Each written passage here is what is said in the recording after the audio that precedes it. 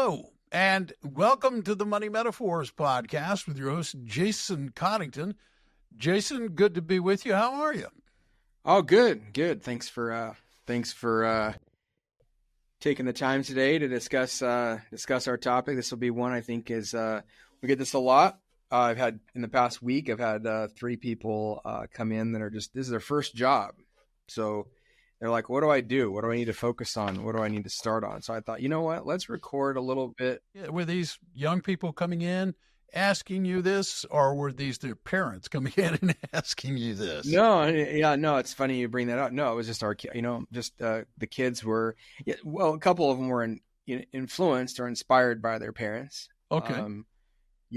And the story with parenting, right? It's profit from another land. Like I could tell my kids what to do. Yes.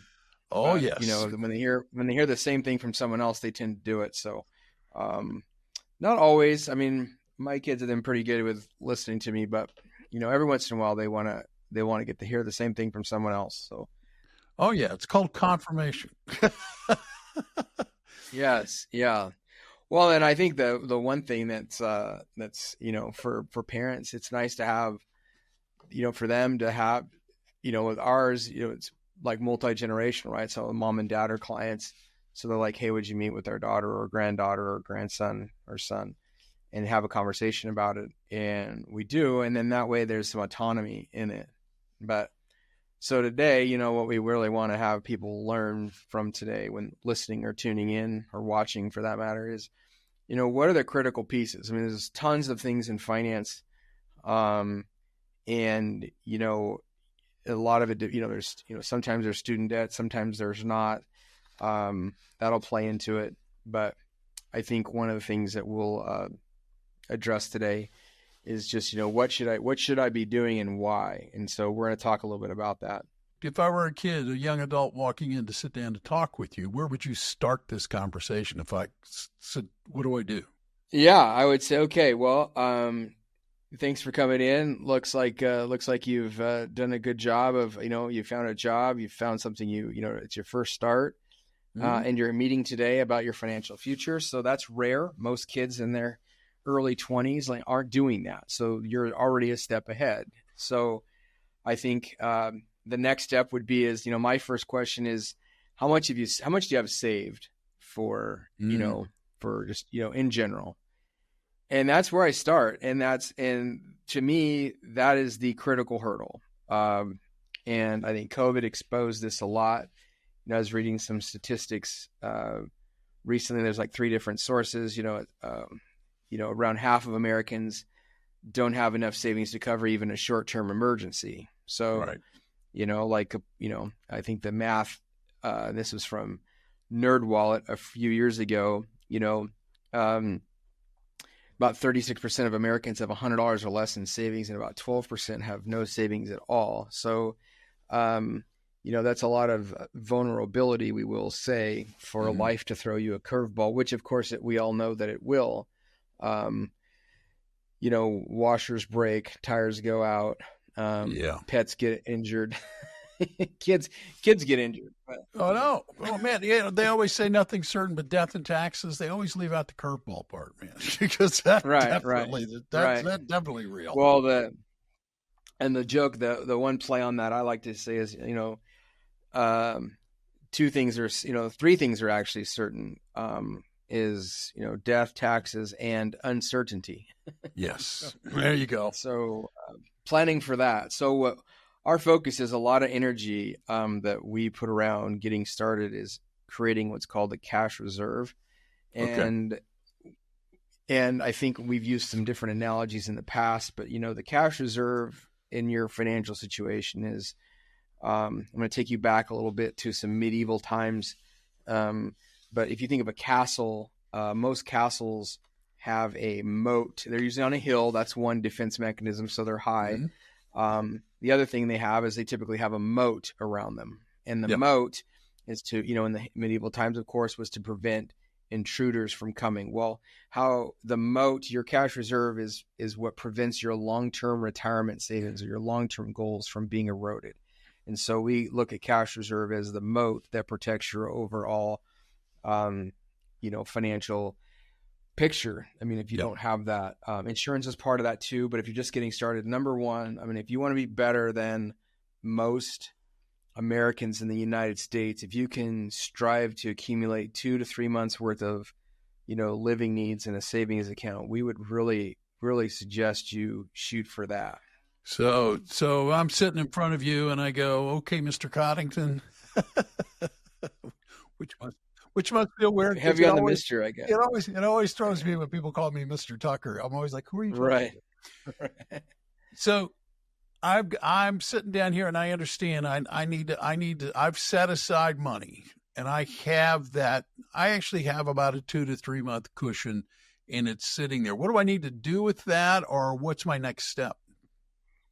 Yeah. So you have it in a savings account. That's first of all, that's typically where it's saved. Some people find it, they'll have it in their checking account.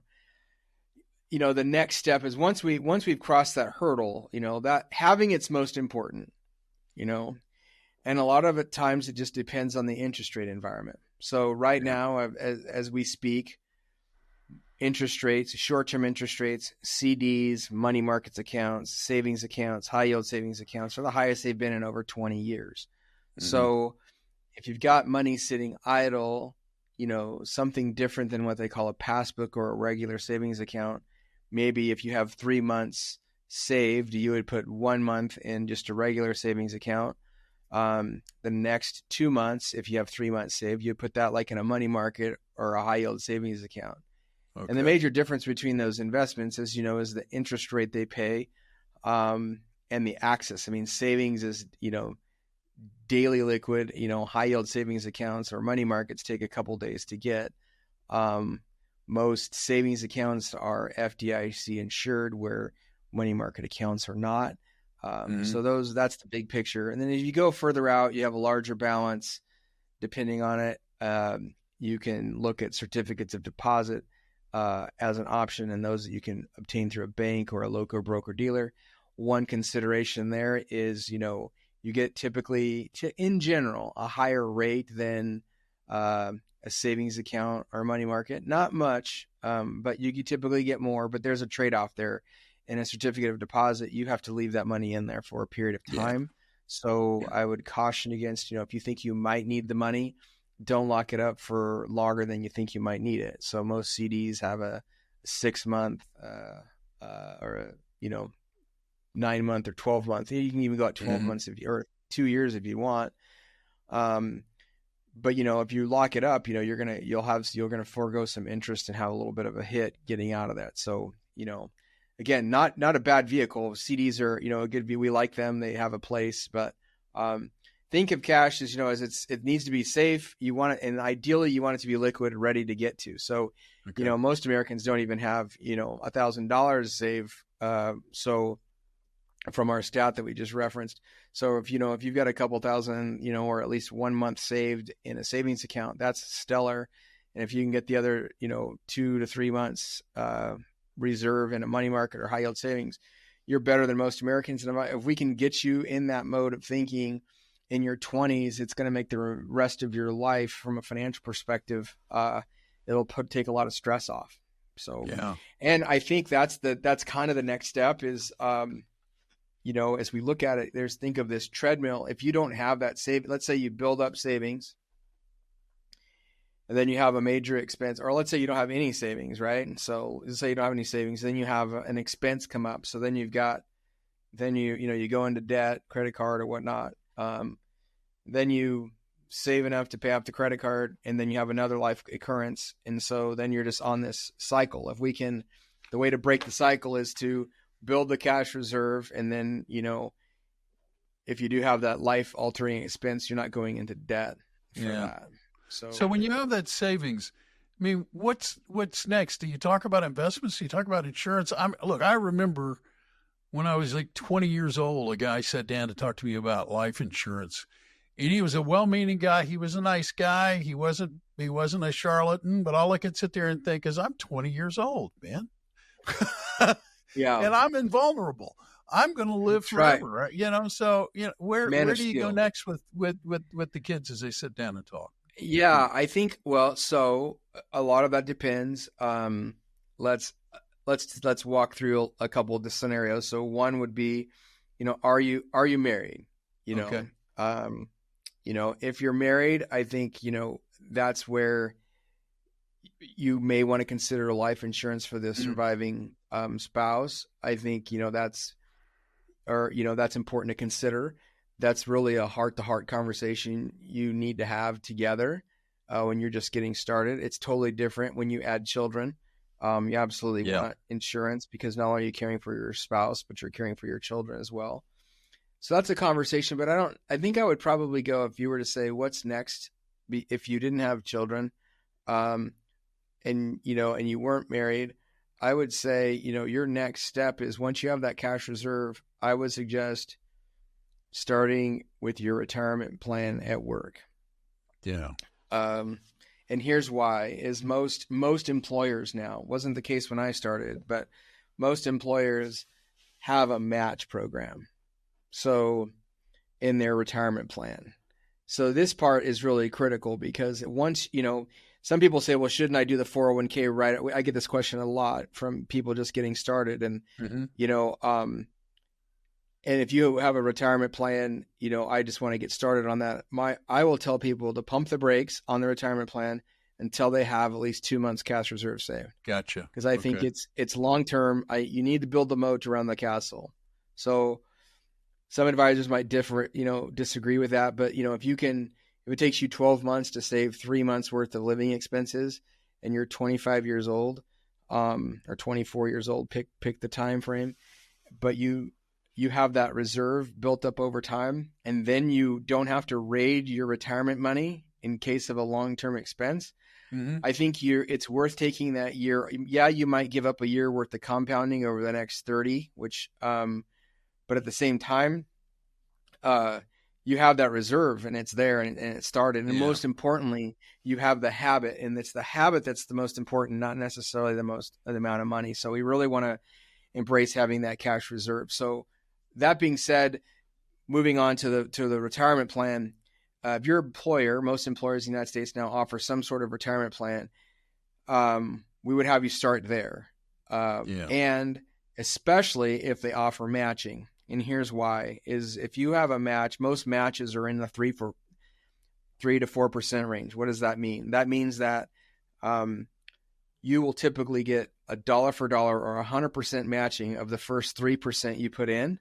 So if you put in $100 a month, you're going to get from your employer $100 a month. And, that is money that's used for your future. That employer's offering that to you.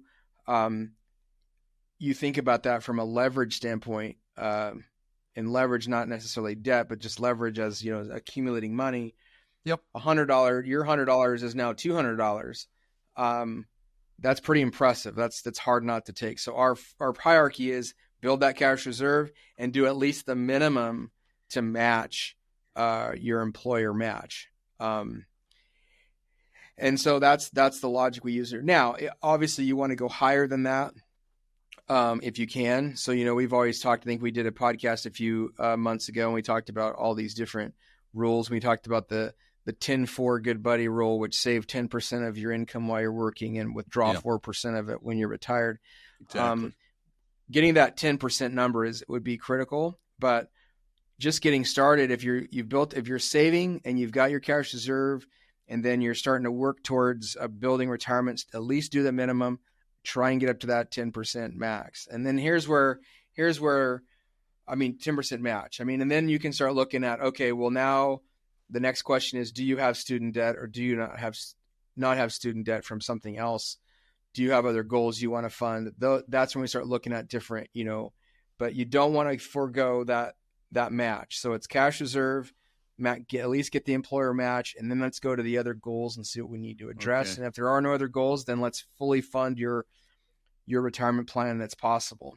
So that's really a good start. That's where we would counsel people. That's what we do counsel people to do. Where does debt repayment come in? I mean, you alluded to it, but just so we're clear, and because I can't imagine. Most kids, their parents may absorb some of the cost, Well, most kids, I think, come out of college and they go to work and they have some measure of student debt to deal with. I mean, how do you counsel that they do that? Consolidate loans, or I mean, what do you know? What do you get? What are you getting them think about? It depends on the amount, of course, and the Right. payment. Um, we really fond of that. We think they need that cash reserve. Some planners might disagree with that. We would have them focus on that cash reserve, and then once that's built, then outside of the match to the 401k to not lose out on the free money is put Sure. every dollar you can towards that debt. It's a beer, Jason. Right? There's no way to sugarcoat it. It's there, and it's got to be dealt with in some kind of way. It's got to be dealt with. I mean, we've had a current president wants, forgiving debt left and right for student loans. I don't think taking debt hoping it's going to be forgiven is a long-term strategy. So, I would remind people who think it might be a long-term strategy. You sit down and sign a lot of paperwork that says you are going to be right, responsible for that debt. right. Yeah. Yeah. So yeah, I would say that, that, but yeah, I mean, sometimes you need it to get through school, and, you increase your earning power in Yeah. general, you increase your earning power by going to school, at least statistically. So we're not anti debt for school, but if you have it, it's an obligation to pay it back. And so we want to honor that, but to prevent you from going into further debt, that cash reserve is critical. So we'd want to put energy there. So to me, if you came to me and had a student loan and you wanted to pay it off, we would have like a time frame we would look at and kind of work backwards from that. Gotcha. But it would not be at the sacrifice of establishing a cash reserve within the first, ideally 12 to 18 months of your employment. And then at the same time, at least getting a match from your employer. Now, if you don't have an employer that matches and you have the debt, then at least build the cash reserve and, go with the debt. You kind of have a two-headed dragon there. You're just going to save and pay down the debt. And that's, and that requires sacrifice, right? I mean, if, you're probably excited, you get a new job and, maybe I want a new car and maybe I want, all these things. And so Of you course. start racking up those Yeah. expenses, then yeah, right. I mean, it starts going away. So those kinds of things, play into it. I just think the most important part about sitting down with someone, or if you're just getting started and you sit down with an advisor, is have a plan. Think about where you want to be and what you want to do, and then you can prioritize. And so for me, right now I don't know when this is going to air, but we're recording this during the Olympics, right? And Right. so I'll just take all these athletes are doing amazing things, whether it's track, swimming, basketball. Pick your sport. The baseline for all of those athletes is cardiovascular activity. They've got to be healthy. They've got to have, oxygen capacity, heart rate, those kinds of things. So they have to be conditioned. And if you're looking at retirement if you're looking at your financial situation, you may or may not be, becoming a financial Olympian. If that makes any sense. Exactly. But you can have the habits to develop early to become a financial Olympian, and doing it through have the right exercise and building that quote unquote, instead of cardiovascular, you're for Olympics and conditioning, you're looking at building a good foundation for your finances. It's necessary. You need to save. And the best way to start is start saving for your, immediate needs that come up, and then work your way towards, and then have a plan. I think if you watch that, one of my favorite races in the Olympics, I don't know, I got torn, is I like watching the distance running. Yes. And I like watching the distance, swimming. My daughter was a long distance swimmer. Oof. So it's a race within a race, Oh, yeah. So it's, and, when you look at financial plan, you have to have a plan when you're going out into that race. And, at first the person that ends up winning may look like they're, maybe in 7th or 8th place, but, that won't be Katie Ledecky's. She might win from the start, but, she's also, a multi-time Olympic champion. My point is, it's not how you start in some of these respects, it's how you finish. And so if maybe you're not making a whole ton when you start working, but if you can start saving and building up a cash reserve, That's important. And if you have a plan, when they go, each of those athletes goes into that race, they know what their split should be in their mind because they've done it so much. Oh, yes. And their stroke count, they know how many strokes per lap they should be taking. They go into the race with the plan. You should go into your beginning of your financial future with the plan and what are the priorities. And to me, the number one priority for all is cash reserve, and then, debt repayment. Yep. And then if we've got a match from an employer, do that. If you don't have a match from the employer, you can focus more energy on the debt repayment. So, yeah. As we get ready to wrap this up, though, Jason, just for for some of the young adults, some of the folks just starting out in the market, can they set an appointment to come in and talk to you and maybe talk to you about what their plan offers? Because now you're right, a lot of employers offer some kind of retirement planning. If they're working for a larger company, they almost absolutely certainly do have some kind of retirement plan, and some of those can be a little confusing and a little bit intimidating. Can they come in and talk to you about that? Yeah, they can. I think, and what we advocate first, just have a phone call with us, and that's the best. They can do that, and they can click and schedule that appointment on our website at www.coddingtonwealthadvisors.com. They can do that. They can also, call us 559-897-0040, and we'd be glad to help. One last piece I'll talk about before, we kind of wrap up is this amazing thing that's available for you that came out around 1998. It's called the Roth provision. And so there's a Roth IRA. So if you're work for someone that doesn't have a retirement plan, a Roth IRA is a good place to start. Also, if you have a 401k or a retirement plan at work, if you're in the public sector, it might be 403B or TSA. And if you're in the private sector, it's probably 401k. Ask for if the employer has a Roth provision, or a Roth account that you can put money into. And I'll just briefly explain this really quick. We've explained it in previous podcasts, but I think it's very important for someone young getting started. Is you're just getting started, so you're probably going to be in the lowest tax bracket you will ever be in your life. That being said, the Roth IRA offers a place for you to save money in a place where it can grow tax deferred. And when right now under current law, after 59 and a half, you can take all of the earnings and the money you put out income tax free.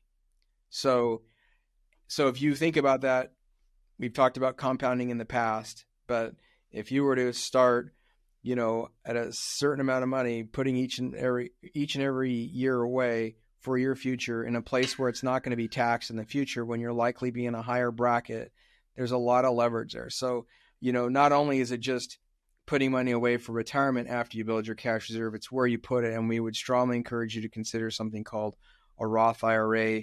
We'll have a link to some resources in here, but that you can do that in a Roth IRA or a Roth 401k or a Roth 403b. Just an amazing vehicle if you're young. I mean, I think it's probably, I've advocated, my oldest is working and she's a teacher, and she's leveraging that opportunity for herself, to have that money grow to income tax deferred and then get it income tax free. So that's big. Think about the Roth IRA or the Roth component to saving for your future as well. Yeah. That was not available when I was young, because I started a long time ago. But I marvel at it now, and I think especially for young people starting out in the market, you're right. They're probably in their lowest tax bracket that they're ever going to go be in, and the Roths do have an income restriction on them, and they most likely qualify under that income restriction. And you have talked about it in past episodes, but it's like, it also sets a habit, right, Jason? Because it's like, if you're used to sticking whatever it is, let's just say $100 a month into it, you get that good habit. And good habits, as we know, have a way of reinforcing themselves, right? Right. So, yeah, if you save it, if you get used to that and you're saving for a cash reserve, and you can do that, you can turn on the cash reserve and have that money go to, your Roth provision, your Roth account, if you will, for your retirement. I mean, it's nothing different, just changing the type of account it's in. And So we really think that, if you take away, you have three major takeaways from this conversation today. And one is build a cash reserve, get started early, but build the cash reserve, which is paramount. Two, if you have the ability to, if you don't have a retirement plan that has a match, then, maybe take a look at some debt, paying that down. Mm-hmm. If you do have a retirement plan, at least get the match that your employer is providing. And if you're going to do it, consider very much using the Roth to do it. And of course, we'll have all these resources in the show notes, and we have some flow charts and checklists that you can visit our website for as well.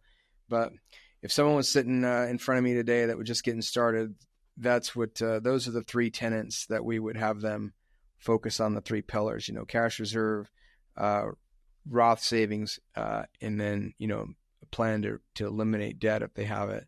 So that way they can go, if they can get that dialed in, as their peak earning years increase in their 40s and 50s, they're going to have an amazing foundation set up. So, and as anybody knows, and anybody can tell you, a good foundation for anything, whether it be your financial plan or a building or anything else, is essential and necessary, and one of the smartest things that you can do and build, as a matter of fact. The contact information for those of you listening is in the show notes. Jason, you want to throw that phone number out one more time before we get out of here? Yeah, perfect. It's 559-897-0040. And you call within business hours. We'll answer the phone, and we can get something scheduled for you to have a brief conversation to discuss these and ideas and how they are applicable to you getting started. So just think it's important. We host a financial literacy class for teenagers each year, and we give this same message. And our hope is that if they are working, if they could save $1,000 by the time they graduate high school, they would be further ahead than most Americans, statistically speaking. So we would hope that for you as well. It's easy. The other thing that's really easy too is if you're not a subscriber to this podcast already, just hit the follow button. That way you'll be a subscriber and you will be notified whenever Jason drops a new episode of his podcast. You can give it a listen. I would also ask that if you like it, if you find it useful, tell people about it, rate it, let people know. Word of mouth promotions, welcome here. We would appreciate you telling people about the podcast. Until next time, I'm Bill Tucker, his producer, and I want to thank you on behalf of Jason and everybody at Coddington Wealth for taking the time to listen today, and remind you that you can go out today and make today a great day or not. It is a choice, and it's yours to make. Thank you. Until next time. Thank you for listening to Money Metaphors, exploring financial concepts through stories and analogies. Visit our website at www.coddingtonwealthadvisors.com or give us a call at 559-897-0040. Don't forget to click the follow button to be notified when new episodes become available. Jason Coddington is a registered representative with and securities offered through LPL Financial, member FINRA SIPC. The opinions voiced in this podcast are for general information only and are not intended to provide specific advice or recommendations for any individual. To determine which strategies or investments may be suitable for you, consult the appropriate qualified professional prior to making a decision. The featured guests and their company are not affiliated with or endorsed by LPL Financial or Coddington Wealth Advisors. Individual tax or legal matters should be discussed with your tax or legal professional. Economic forecasts set forth may not develop as predicted, and there can be no guarantee that strategies promoted will be successful. All performance referenced is historical and is no guarantee of future results. All indices are unmanaged and may not be invested into directly. There is no assurance that the techniques and strategies discussed are suitable for all investors or will yield positive outcomes. The purchase of certain securities may be required to affect some of the strategies. Investing involves risks, including possible loss of principal.